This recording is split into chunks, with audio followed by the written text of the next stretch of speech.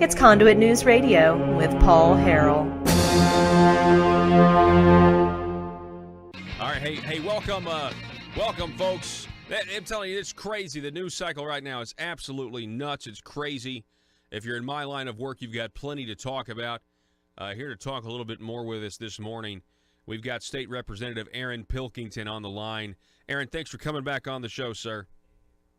Yeah, thanks for having me, Paul. I appreciate it. Yes, go ahead and remind our audience listening across the state, you're in House District 69, so what, geographically, what are we talking about?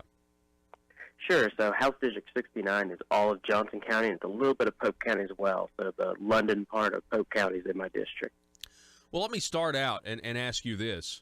How do your constituents in Pope County feel about the rest of the state being able to vote whether or not a casino goes into Pope County?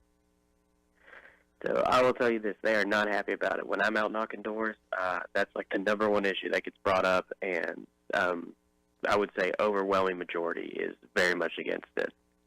Wow.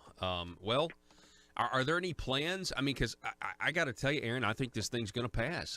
And there's been some people posted on Facebook say that, hey, look, I talked to somebody and they're not for casinos, but they voted for it because it's not going in their backyard. So what are there any plans to try to fight this? I mean, I think the people of Pope County should have some recourse and to be able to resist this.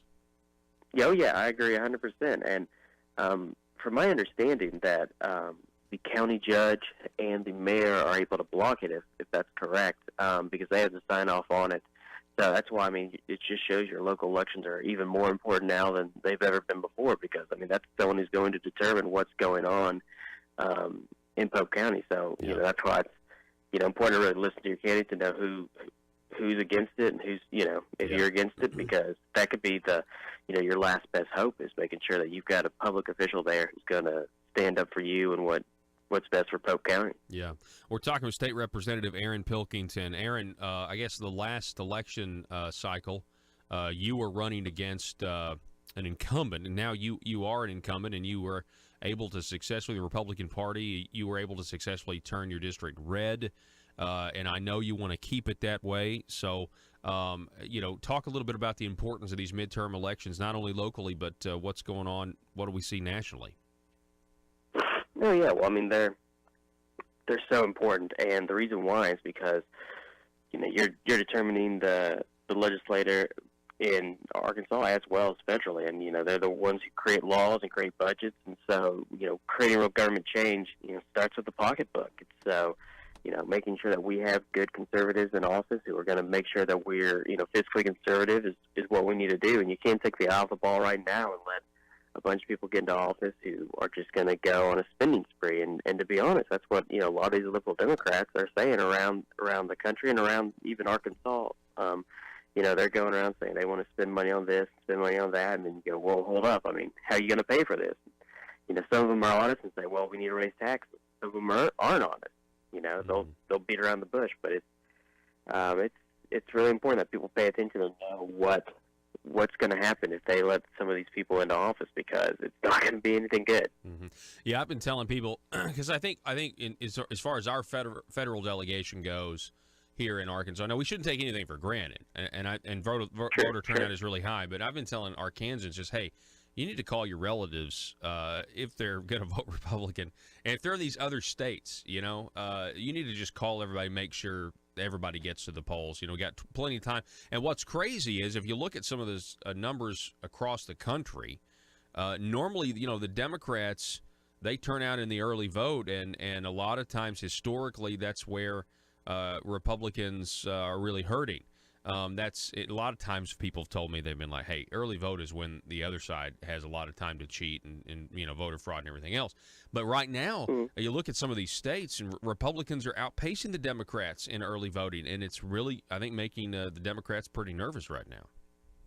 Yeah, I would definitely say so. I was actually reading something the other day, and in Florida, the Democrats that they know early voting had, I think a 90,000 vote advantage, and that was in 2016, and this year the Republicans have a 45,000 voter advantage. So 2016 was a year that that state win for Donald Trump over Hillary Clinton. So that was the year they lost, and they had that big advantage to go to early voting. So Yes. I'm sure they're sweating bullets over there right now. Yeah. But still, you're right. I mean, it's important to go vote. I mean, you can't feel overly confident and go, oh, it sounds good. The early numbers are good for the Republicans. I don't need to go vote. I mean, you still got to go vote. And, you know, if we're able to win and win big in a lot of areas, I mean, it shows everyone this is the direction that the American people want the country to go.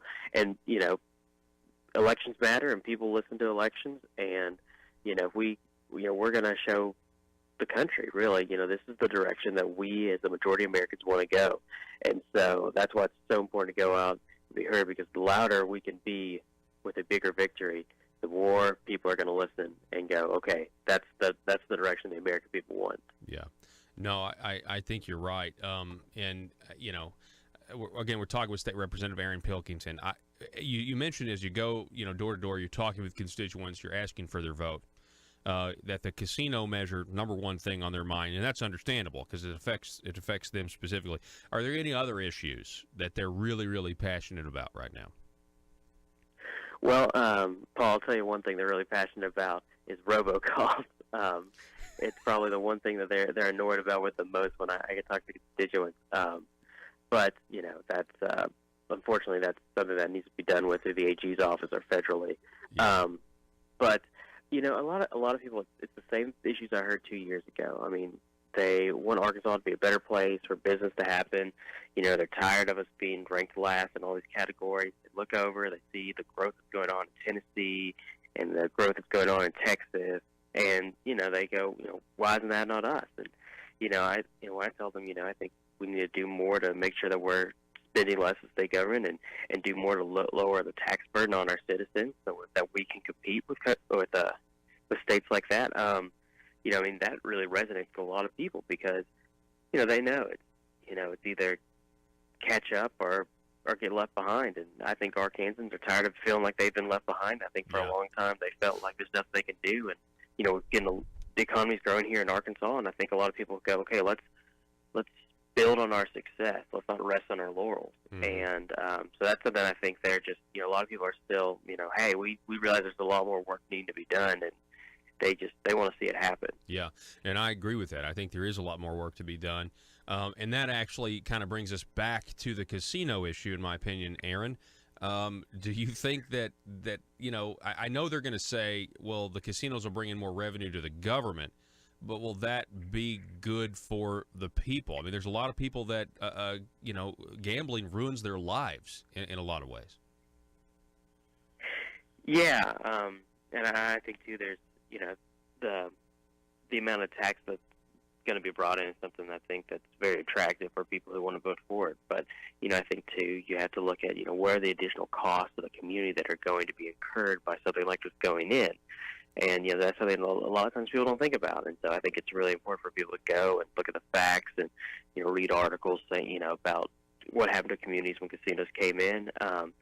You know, you can talk to people in Hot Springs, and some of them may say, you know what, I love having the casino there. And you could talk to people who live in, you know, Tunica and say, I hate the casino here. So, I mean, you know, people really need to do their research and also to understand that there's a lot of societal costs that come in when you do things like this, and realize, you know, just because you may be getting, you know, I think $6 million in tax revenue to your city, you know, what is the cost going to be? And, you know, having to have more police now and, you know, property values and things like that. I mean, you know, those are important things to consider. And so really people need to make sure that they educate themselves on this issue, because it's one of those things where I feel like, you know, a lot of people, like you kind of said, it's, you know, it's a number 4 ballot issue. It's, you know, there's a lot of things going on, and so they're kind of hearing about it kind of late in the game, and so it's important to get informed as much as possible.